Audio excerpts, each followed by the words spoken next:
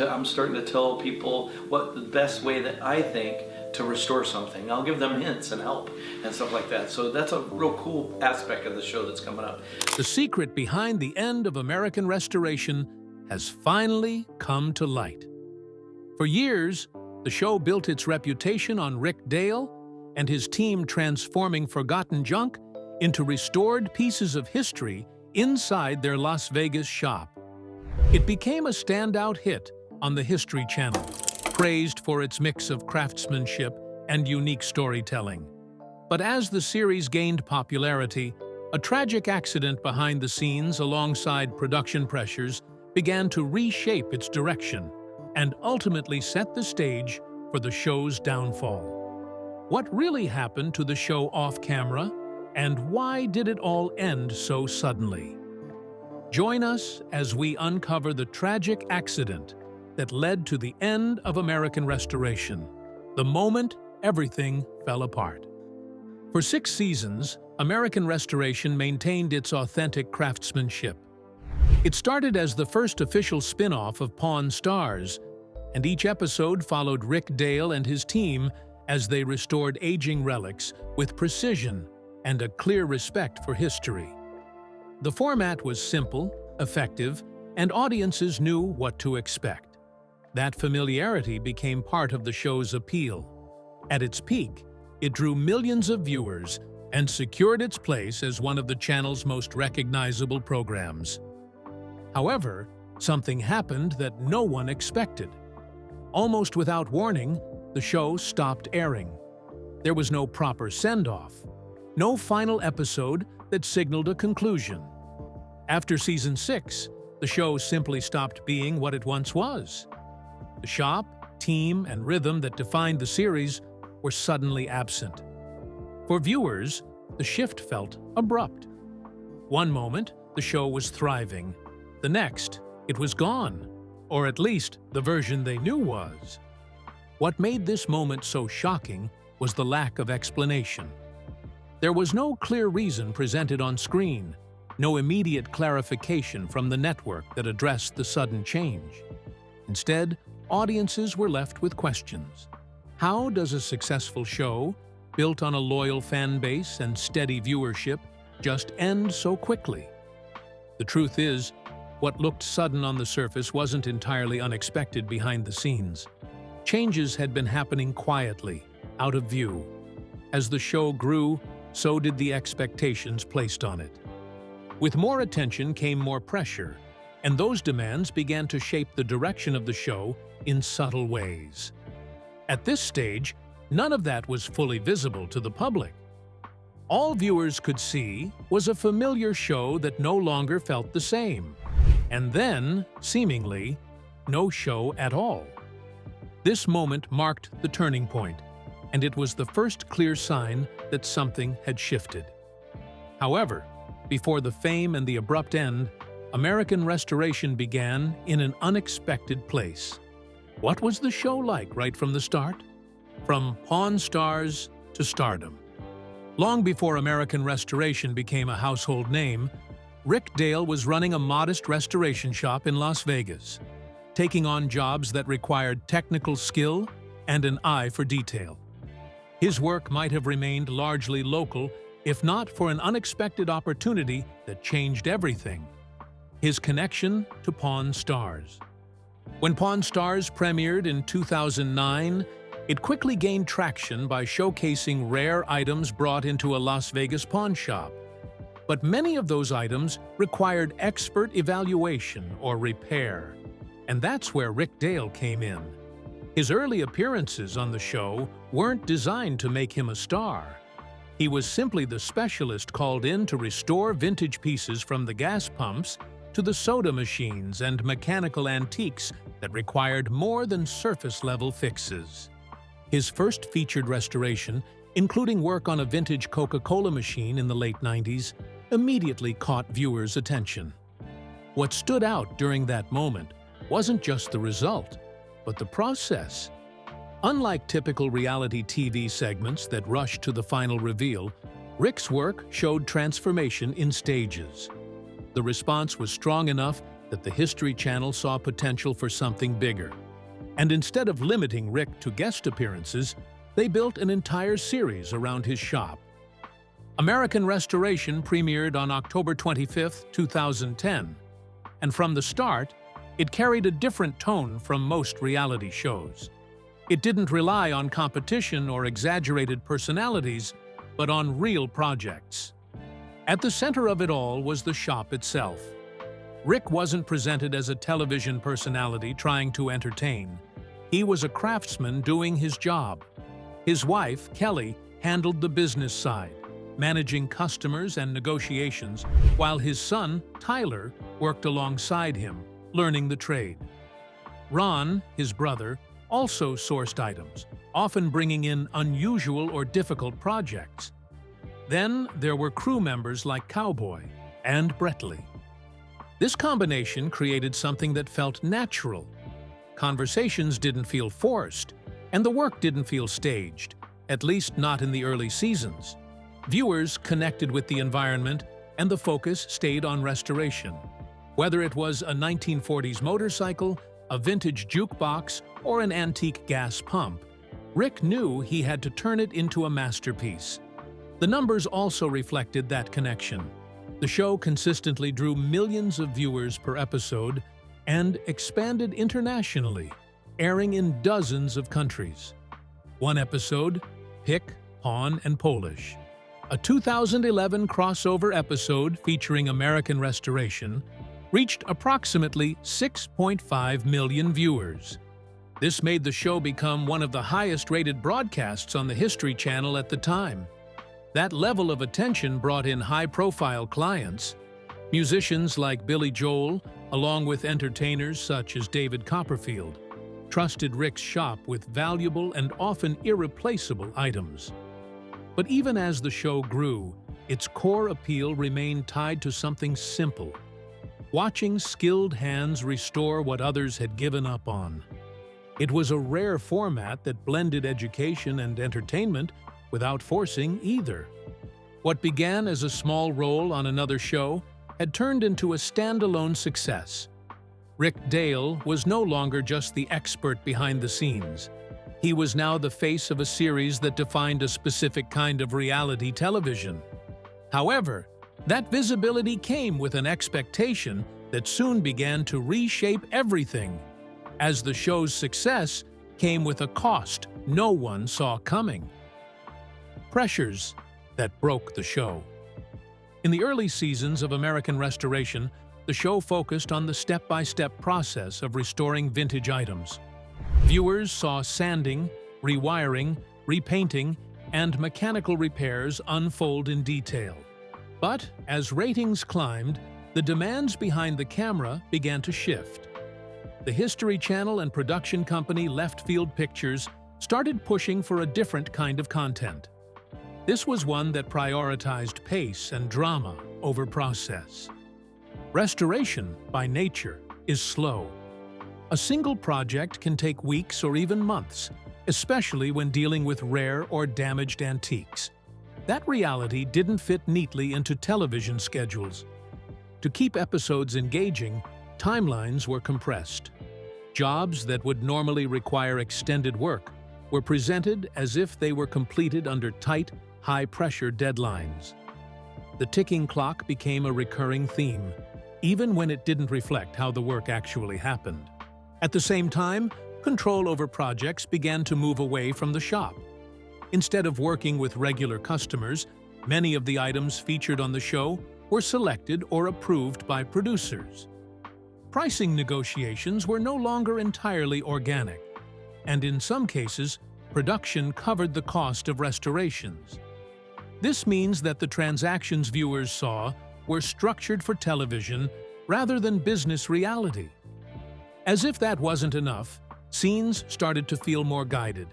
Conversations were filmed multiple times from different angles. Customer interactions were often staged to capture clearer reactions. In one widely discussed example, Rick's brother Ron appeared on Pawn Stars, presenting an item for restoration as if he had no connection to Rick, despite being part of the same shop. For viewers paying attention, It broke the illusion of spontaneity. Then came the changes in storytelling. Earlier episodes spent time explaining the techniques of how metal was treated and how parts were sourced or rebuilt. Gradually, those details were reduced. Instead, more screen time was given to arguments, personality clashes, and personal storylines that had little to do with restoration. The focus shifted from what was being restored to who was clashing. Some of these moments felt forced.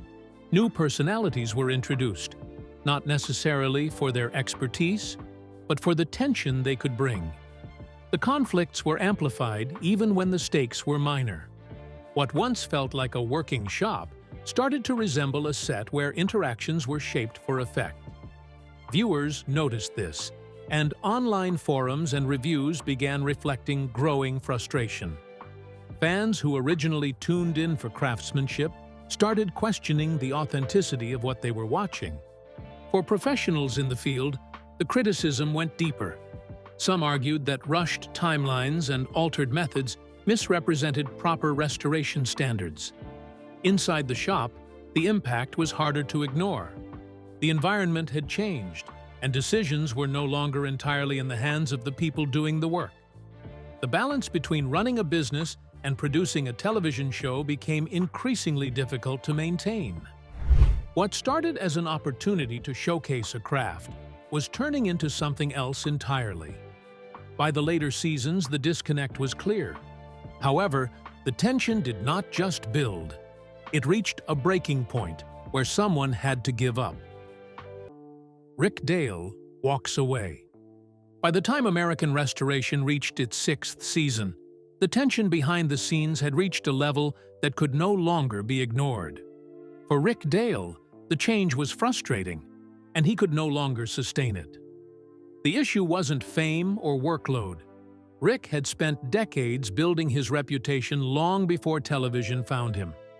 What changed was how little control he had over the work that defined his name. Production decisions dictated which projects appeared on screen, how they were handled, and how the story was told. The shop was no longer operating entirely on its own terms. It was operating within a structure designed for television. When discussions began for Season 7, Rick was faced with a choice: either to continue under the same conditions or step away completely. There was no middle ground. However, according to multiple reports and interviews, Rick chose not to renew his contract with the History Channel. He walked away. That decision came with a real cost. At the peak of the show's success, reality television personalities on major cable networks could earn tens of thousands of dollars per episode. With full seasons running over 20 episodes, the financial incentive to stay was significant. Walking away meant giving up a steady income, national exposure, and a platform that had taken years to build.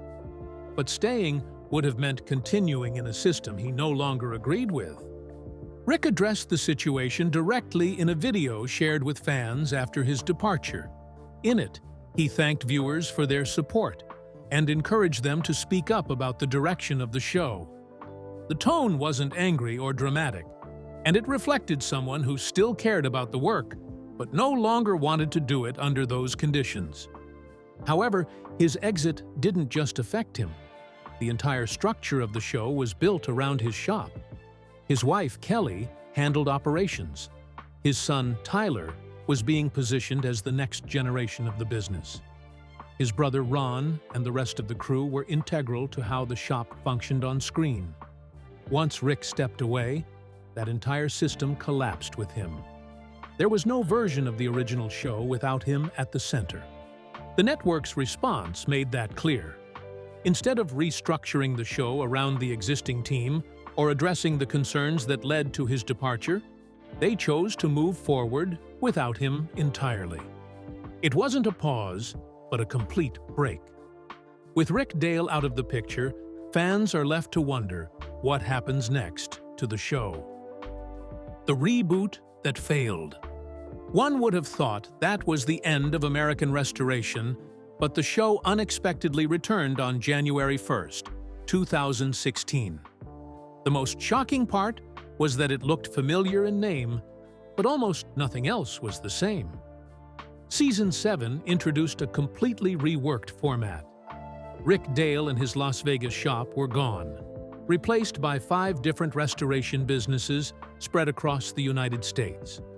Among them were shops run by Bodie Stroud, Dale Waxler, Andy Bowman Jr., Steve Hale, and Bob Halliday. Instead of a single, consistent team, the show now rotated among multiple locations, projects, and personalities within a single episode. On paper, the idea made sense. Expanding the scope could offer variety and showcase different styles of restoration. In reality, it removed the core element that had held the show together. The original series worked because viewers followed one shop, one workflow, and one set of relationships. There was a rhythm to it, but with the reboot, that structure disappeared. Episodes became fragmented. Just as one project was starting to gain interest, the show would cut to another shop with a completely different team and an unrelated task. There was no time to develop a story, no space for viewers to connect with the people or understand their process. It became worse because instead of depth, the format offered quick transitions and surface-level coverage. The type of restorations also shifted. Earlier seasons featured a wide range of items: vintage soda machines, gas pumps, slot machines, motorcycles, and rare mechanical pieces, while Season 7 leaned heavily toward automotive work. Cars and bikes dominated the screen, placing the show in direct competition with existing programs like Counting Cars. What once felt unique now became interchangeable. The loss of familiarity was immediate. Rick Dale's shop was the show's identity, and viewers had spent 6 seasons watching the dynamics among Rick, Tyler, Kelly, Ron, and the crew. There was history there. However, the reboot offered none of that. Each new shop came with its own team, but there was no time to build connections. Faces changed constantly. The worst part of it all, names were harder to remember. The audience reaction reflected that shift. Fans who had followed the show from the beginning were vocal about the changes. Online discussions and reviews pointed to the same issues, from the lack of focus to the weak storytelling and the absence of a central figure. Many viewers admitted they struggled to finish episodes or gave up after a few attempts. What had once drawn millions now struggled to maintain attention. Nevertheless, the network sought to maintain a high production value. Well-known clients still appeared, and projects were still visually appealing, but none of that addressed the core problem. The show had lost its identity. By April 1st, 2016, just 3 months after its return, American Restoration was canceled.